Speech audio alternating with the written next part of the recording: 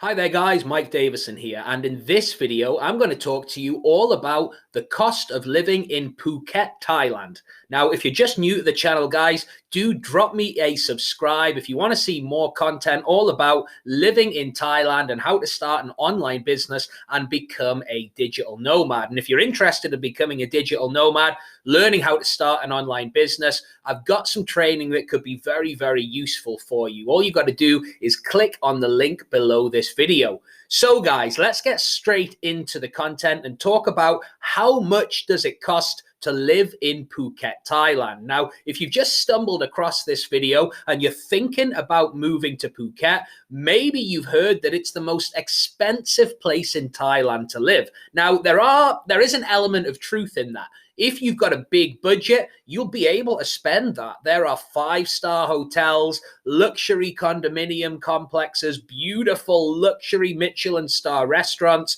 Phuket has got it all. You can live a life of luxury there. But at the same time, on the other side of the scale, you can live on a shoestring there for a lot less than you would in the West, in the UK or the US or wherever it is that you're from. Now, my personal budget is what I'm going to be discussing on this video. I understand if you wanted to spend a lot more, you definitely could. If you wanted to spend a lot less, you definitely could. But this is my personal budget as a single guy living in Phuket, Thailand. So the first major expense that I want to talk about is rent. Obviously, you can spend a lot if you want to get one of these luxury pool villas that are available. But for me personally, I spent 15,000 baht per month, or about £350. And for that, I got a huge 100-meter square apartment with like 2 levels. It had a mezzanine level, 2 nice balconies. I'll put some videos, some pictures or some image of this over the top of the video so you can see the sort of place that I mean. But it was a very, very nice big space to live. And for £350, I'll put the price in dollars on here too for all my American friends. It was an absolute bargain to be living there. Now, it's in a place called Katu, which is a Thai-style neighborhood. A lot of expats living there, about 10 minutes to Patong Beach. It was a really, really nice place to live. I've actually still got that place over there, still paying rent on it. So fingers crossed I'll be able to get back there soon. But that place was, like I said, 15,000 baht or about £350. Now, if you want to go less than that, you definitely could half the price. You could get a nice little Thai-style house in a Thai neighborhood for 7,000-8,000 baht, maybe a couple of £100. Or again, if you want to upscale that and go to 30,000-40,000 baht, £1,000 a month, let's say, you would get somewhere very, very nice. So you've got a big spread of options as far as property or renting property is concerned. But for this example, 15,000 baht or about £350 for my rental.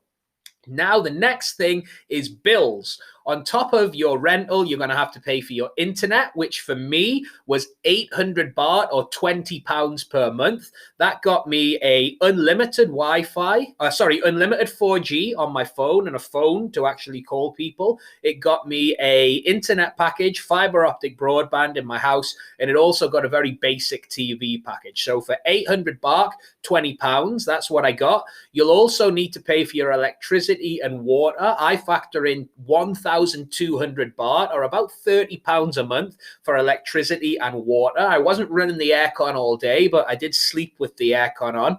So that was my electricity and water bill. Water's very, very cheap, actually. That worked out at like 200. Electricity is the big bulk of that. And what else have we got? Let me just have a look at my list here. Gasoline for your motorbike as well. I spent about 300 a week on that, or less than a tenner a week, about £8 a week. So monthly, that is about 1,000 baht, or let's say £25 per month. So all in all, if you can factor in 3,000 baht, or let's say £70 or $100-ish for your bills, you'll be good with that. So you've paid for your house, for your accommodation, 15,000 baht, bills, an extra 3,000. Food. Now, again, you've got a potential to spend a lot of this. If you want to eat well, you could go and eat caviar and drink champagne in a different 5-star hotel every day of the month if you wanted. For me personally, my personal food budget was 3,000 baht per week, or 12,000 baht per month, which is about, I'm just looking on my thing here, about £280 per month is what I spent on food. And I ate out every single meal, apart from breakfast. I usually have breakfast at home, a coffee, some cereal, some fruit. But for lunch, I would go and eat in a little Thai-style restaurant, couple of pounds for maybe some, a fried rice or a noodle dish. On the evening, I would maybe go to a nicer restaurant, maybe eat out at the market. Sometimes I'd go for Western food, which is a bit more expensive. But really, I was eating out, eating very, very well and healthily for about less than £300 a month, eating very, very well, eating out every night. What I'm not factoring on this food bill is obviously alcohol. Now, if you want to drink alcohol with every meal, that's where your money will drain. I'm not a big drinker, maybe a couple of glasses of wine on a weekend with a meal. But if you are boozing, that's where your money will be drained. It's got to be said. So you've got food, you've had bills, you've had your living expense, your actual rent, your housing expense. I also had a laundry and somebody who came in to do my cleaning. So she would come, clean the house, do my laundry. That cost me about 1,800 per month, or about £40 per month, which was well worth it. I don't really enjoy cleaning. It's not something that I want to spend my time doing. So I had somebody come and clean my house and do my laundry for me. So that's another 1,800. Insurance is also something you need to factor in. I got taken down with dengue fever, which is a horrible tropical disease. I got a hospital bill of about 50,000 baht, and that was covered by my insurance, thank goodness. So I would recommend, particularly now, guys, you've got to have insurance to go into Thailand during the pandemic. Now, mine cost me 1,200 baht per month, or about £30, $40 per month, and that covered me for everything. So include that as well in your expenses.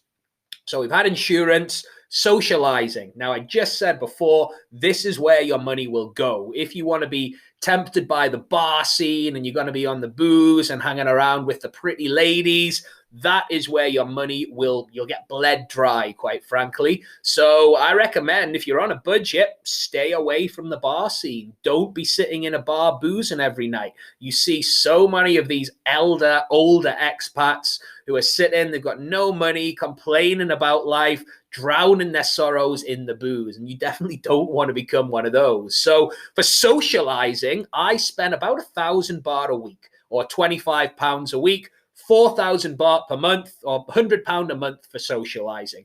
Maybe going to the cinema, couple of drinks with friends on a weekend, maybe going to play football, golf. I used to do that quite a bit. Maybe going to the racetrack and do they have these little race cars you could drive. I'd occasionally do that. So socializing, 4,000 baht, or £100 a month. So that brings us to our total, excuse me.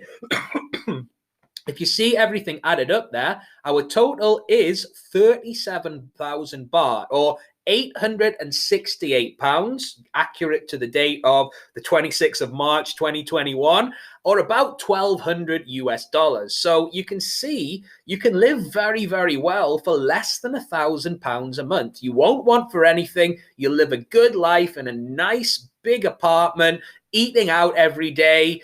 It's the good life. You couldn't do that for less than £1,000 in the UK, could you? I mean, you spend 1,500 quid in the UK and you barely covered the basics, let's face it.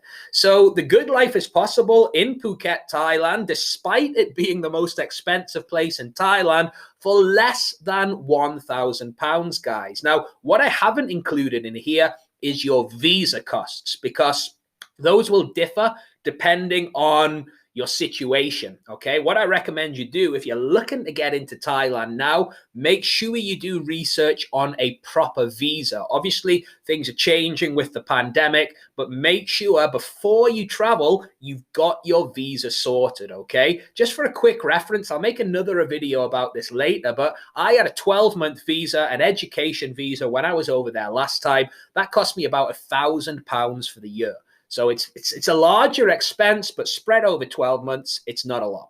So there you have it, guys. A monthly budget of 37,000 baht in Phuket. That's what it gets you. I hope you've taken some value from this video. Please do drop me a subscribe, and even better, get in the comments. Let me know if you're already living in Thailand or if you're planning to move to Thailand and you've got any questions for me. Please do drop them in the comments. I'd love to connect and respond to those comments. All right, guys, have a fantastic day, and I'll see you in the next video. Cheers.